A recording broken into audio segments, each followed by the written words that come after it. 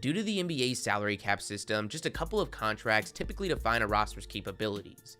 Maybe that's a steal of a contract, or a player reaching superstar level before the end of their rookie deal. But avoiding bad contracts are just as important. So today, we're going to take a look at the 10 worst contracts in the league. We are going to be going crazy all December with uploads, so trust me, you want to be subscribed with notifications on. Let's aim for 69 likes on today's video, and let's get into this. Now, this is always a controversial topic, so before we go further, we need to make some things clear. First being that we've got some qualifications. The player must be earning at least $20 million a season, as the mid-level contracts are a lot easier to get rid of, if necessary, and the player must have at least one more year left on their deal.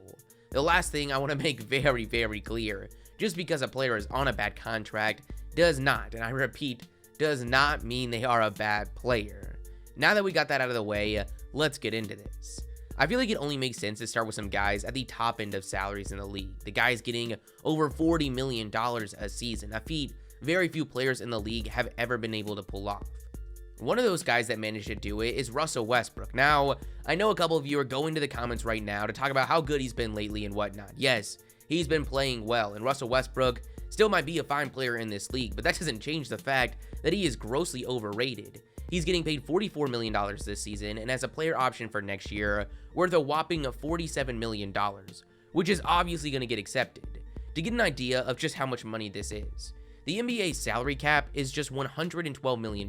Yes, a lot of teams managed to go over, including the Lakers, which Westbrook is a part of, but the fact that this season and next, Westbrook is going to make well over 1/3 of the cap is insane.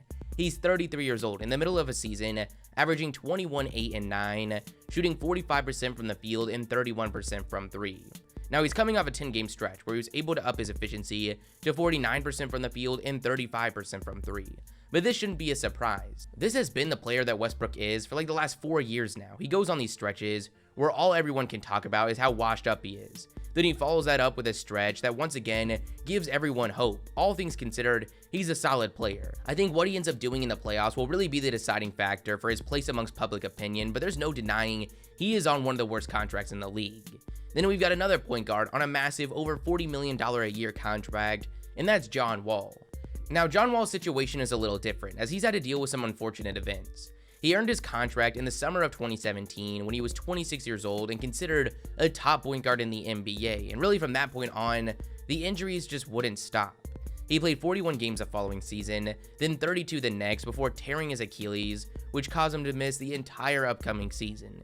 He was then traded to the Houston Rockets ahead of last year, where really, it wasn't all that impressive.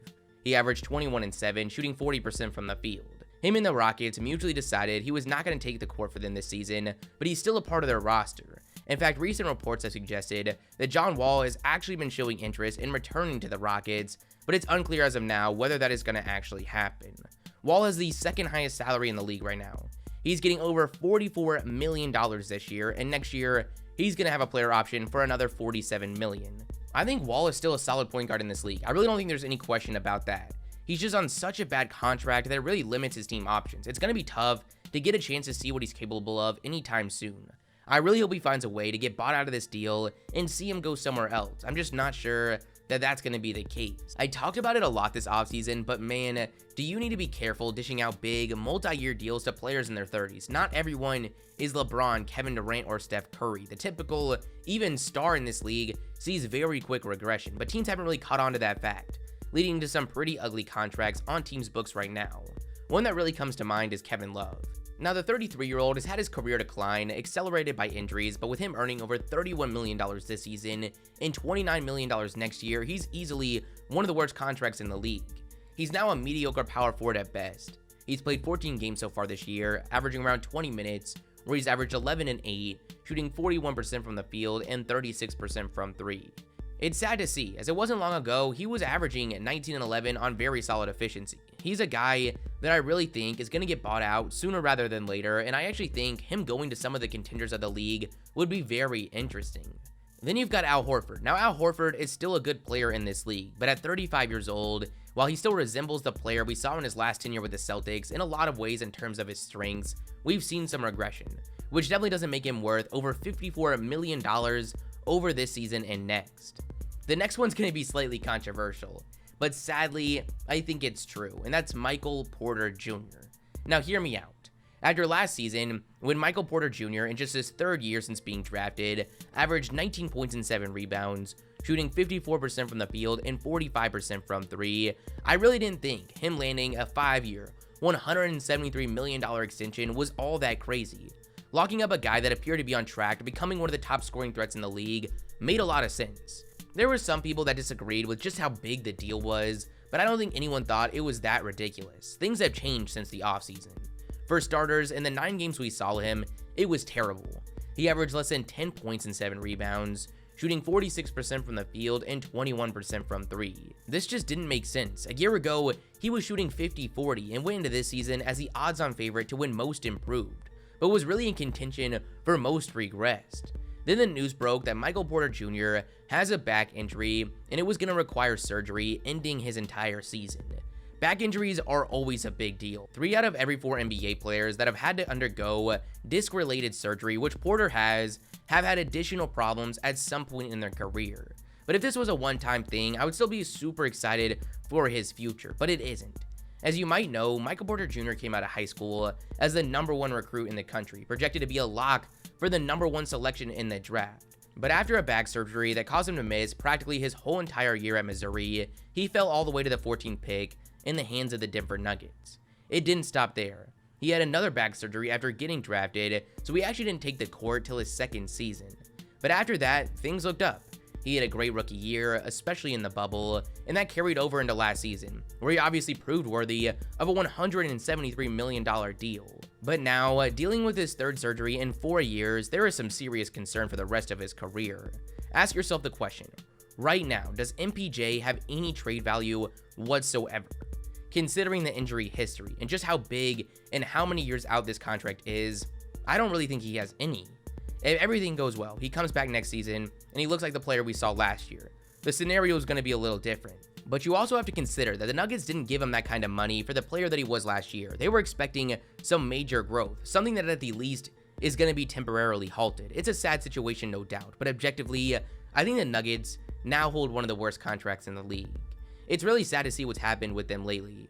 Things were looking very up for them. They have the MVP of the league. Jamal Murray could be coming back at some point in the season, but now they've already lost MPJ, PJ Dozier, and Bones Highland to significant injuries. For a second, I actually thought about throwing Ben Simmons into this video, just with everything going on and how big his deal is. But considering the fact that they're not actually paying him right now, and that they could easily trade him for at least decent value, considering at one point we did have Malcolm Brogdon and a first on the board, Ben Simmons is safe from this list for now. These types of videos are always hard to make because we're forced to put solid players on here. For example, Tobias Harris. Tobias Harris is a good player. This year he's averaging 19 points and 8 rebounds, shooting 48% from the field and 30% from 3. Not quite that 3-point efficiency we want to see from him, but that should go up as the season goes on. So clearly, he's a good player in this league and a valuable asset for the 76ers, but man, is this guy getting paid. Next season, he's going to be the 13th highest paid player in the league. The year after that, the 11th. He's getting $36 million this year, $38 million next year, and $41 million in the final year of his deal. That's a lot for a guy giving you an okay 19 points a game.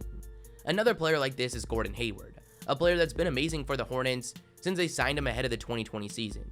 He's averaging 17, 5, and 3, shooting 46% from the field and 41% from 3. Considering the market that Charlotte is, I don't think they regret paying him one bit. But when you compare his deal to the rest of the league, it's clearly an overpay. The 31-year-old is getting $30 million this season, $30 million next year, and then $31 the year after that. So considering his age and where he's at in his career, well, right now, he's an impactful player for the Hornets. That could change very quickly. Then you've got Danilo Gallinari, who after a big season with the Thunder in 2020, where he averaged 19 points, shooting 41% from 3 on over 7 attempts a game, the Atlanta Hawks decided to give him a massive bag, paying the 32-year-old over $60 million across 3 years. He's now in the second year of that deal and having the worst season of his career. He's averaging 8 points, shooting 38% from the field and 37% from 3. Not quite worth $20 million, and he's still got another year left on this contract. Then you've got Eric Gordon, who is a member of one of the worst teams in the league right now, the Houston Rockets, is averaging 13 points, shooting 45% from the field and 42% from 3. He's a solid 6-man, and it would be awesome to see him on a contender, but a 33-year-old 6-man that is clearly regressing, getting paid $18 million this year, then $20 million the next 2 seasons, is without a doubt one of the worst contracts in the league. For the last one, I couldn't decide on an obvious one over $20 million, so I'm just going to throw in a couple honorable mentions. One that really came to mind is Davis Bertans. Bertans looked extremely promising 2 years ago. He was averaging 15 points as one of the top 3-point shooters in the league, shooting 42% on almost 9 attempts a game. He earned himself a massive deal, but a lot has changed since then. He's now averaging 5 points, shooting 29% from the field and 26% from 3. He has 3 years left on his deal that are going to pay him over $16 million a season. A similar player is Derek White. At one point, he looked like a possible future star for San Antonio, but I'm not sure that's the case anymore. We saw last season him struggle to maintain efficiency when increasing his volume, and this year, it's just been pretty ugly across the board. He's averaging 12 points, shooting 39% from the field and 30% from 3. He's going to earn over $17 million for the next 3 years. There's a lot more I could have mentioned, and there's some that I'm definitely keeping my eye on to see how they finish out the season. But that's the end of the video, guys. You guys tell me your thoughts in the comments below. If you liked the video, smash the like button, smash the subscribe button, and I'll catch you guys next time. Peace.